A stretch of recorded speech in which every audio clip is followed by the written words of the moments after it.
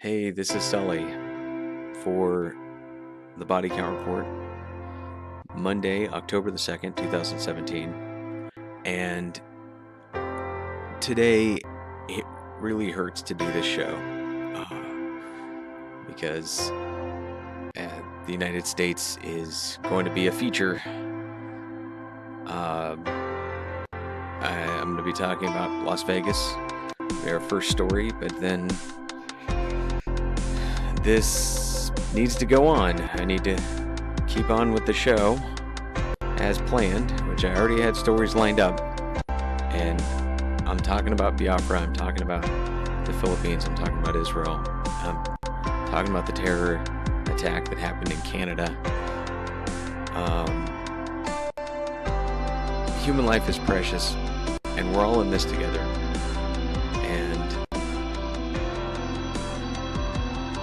As horrible as one situation is, I'll never let it dominate the news feed here, or the link report, or the link list in the body count report. So we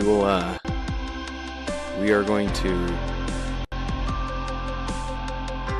honor those who died in the terror attack in Las Vegas and continue on with the body count report.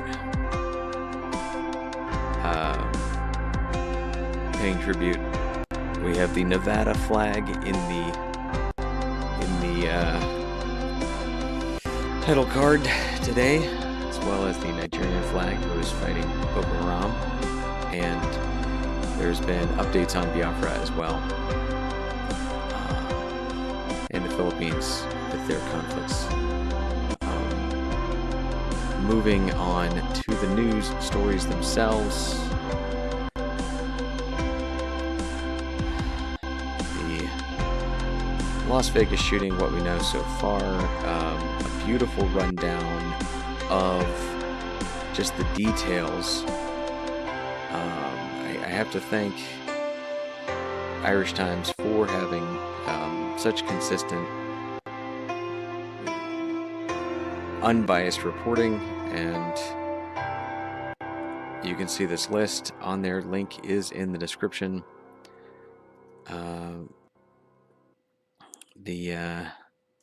Feel free to check that out.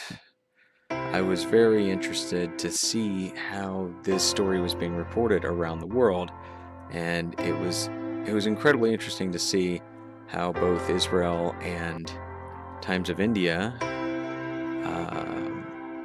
had on as their main headline for a couple hours that the Islamic State claims the Las Vegas mass shooting,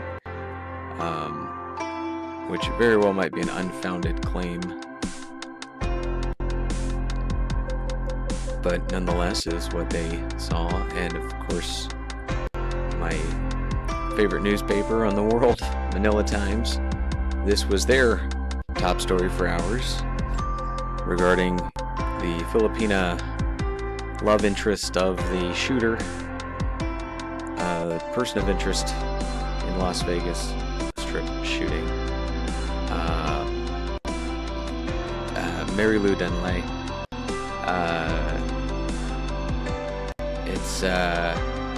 She turned out to be unrelated to the situation as well. So facts are coming out.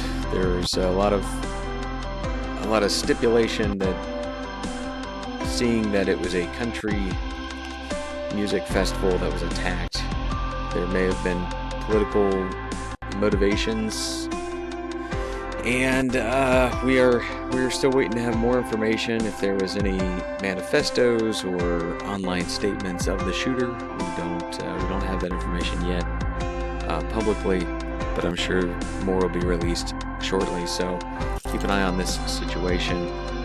58 dead, 515 injured, the largest mass shooting in the United States of America.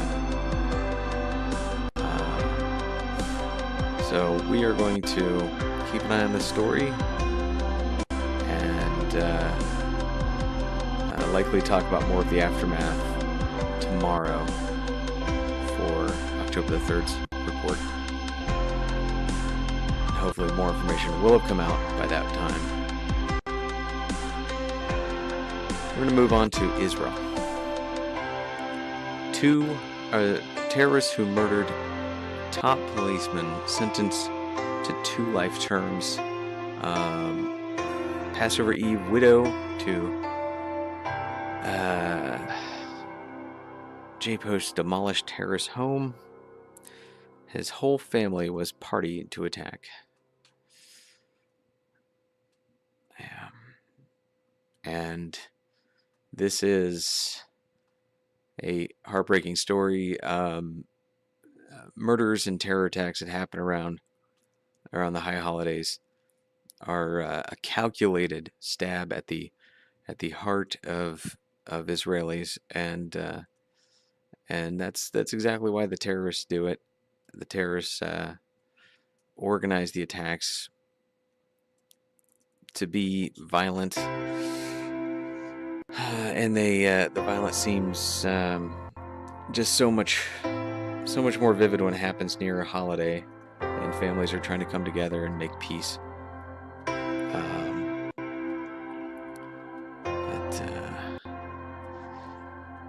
And I wanted to clarify on this statement up here: demolish terrorist home. His whole family's party to attack, which occasionally that does happen in Israel, where Israel will go after the families, and there's a very specific reason for that, and that is this: families of terrorist attacks, families of terrorists get paid by radical right-wing Muslim organizations such as the Palestinian Authority, which is a radical right-wing Muslim organization. They pander to leftists and centrists, but they pay salaries to the families of jihadis that are arrested or killed by Israel. And there is, I've put in the link list, another story regarding this. That the Palestinian Authority pays salaries to terrorists in Israeli prisons. And these are, I just heard about this group today, palwatch.org, but they have a lot of citations. It looks like a very well-written report, so I put a link to it in the link list. Moving on to a sad story in India on the eternal India-Pakistan conflict on the border. 3 miners killed in clashes there, killed by the Pakistanis. One of the many line of control ceasefire violation incidents. Check this out. Follow the links to some of the other ceasefire violation stories. They make it very easy to just click on it and jump through the portal there. Check the link in the description of this video. Moving on to Nigeria. A very interesting situation out of Nigeria, and as I promised in the body count report for Friday the 29th, I was going to do an update on the situation in Nigeria, but to be honest, it was specifically going to be about the Biafra, but there is so much more going on in Nigeria since then, and we have reports coming out that the military, which has been doing Operation Python Dance in the southeast of Nigeria, is now going to start Crocodile Smile in southwest Nigeria. So this is going to be an interesting situation.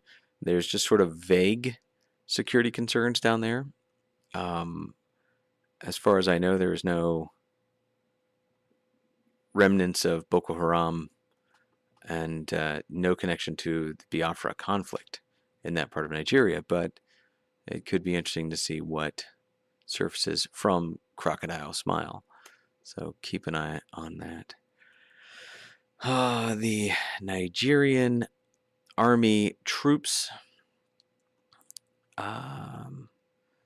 ambush Boko Haram fighters, which, I like to see that. I like to see Boko Haram being back in the news, and I found a few little Boko Haram stories, which is pretty cool.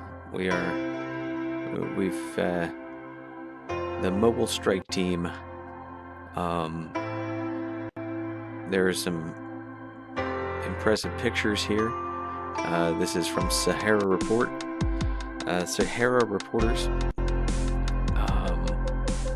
We also have another story here regarding the battle on Boko Haram, with Buhari visiting the troops, which I'm glad it looks very much like Buhari is taking this seriously.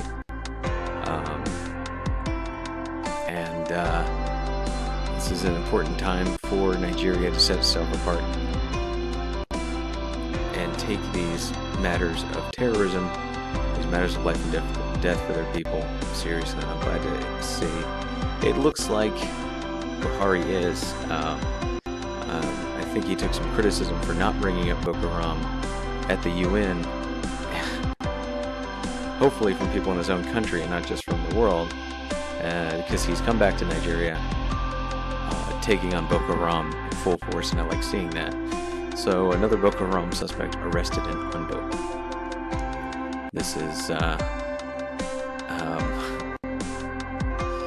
Mohammed Basha.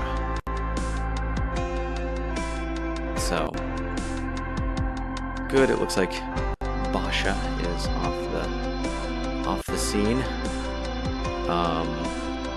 and there is a few stories on that. I believe I put a Poonch story and a Vanguard story in the list regarding it.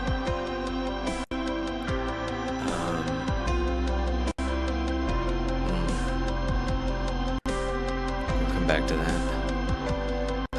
We will not allow advocacy for the dismemberment of Nigeria. This is one of the IPOB stories that I wanted to bring up. It happened over the weekend because of the independence anniversary, and the president of Nigeria, Buhari, specifically spoke out against Nnamdi Kanu and the IPOB movement, because he wants to see a strong Nigeria, and wants to squelch any secessionist talk. So, and I understand where he's coming from, and I'm glad to see that he is also taking a hard line against Boko Haram, and I hope to see a peaceful situation resolved for Biafra. This is another good news story. This is a good news story for Biafra. This is one we overlooked. It happened about a week ago. And it is that IPOB is not a terrorist organization, according to the United States, which is wonderful. They even have a nice picture here of Nnamdi Kanu smiling and President Trump smiling. So kind of a sweet story, letting Nigeria know that the internal conflict and the scuffles they've been having with IPOB does not reach the levels of an international terrorist organization. Now, I'm going to come back to Nigeria for the last story, but I want to talk about a story that was widely overlooked. And this was right just north of us in Canada. There was a terror attack, which this is being called a lone wolf situation. He was allegiant to ISIS, apparently, with an ISIS flag, when he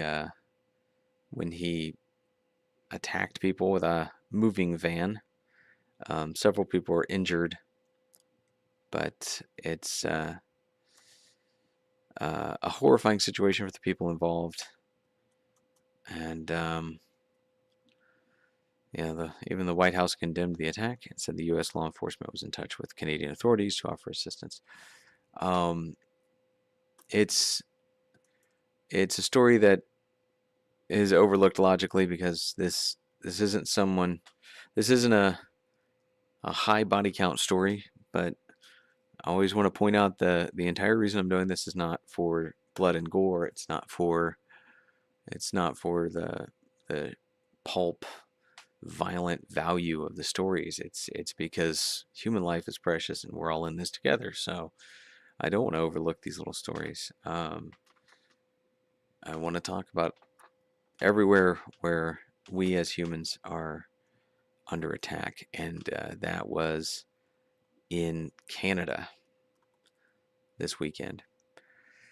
Moving on to our last and final story. Very interesting story out of Nigeria. This is from Poonch. The police swoop on cultists, arrest leader and others. Now, there's been a lot of interesting stories out of the area surrounding Lagos,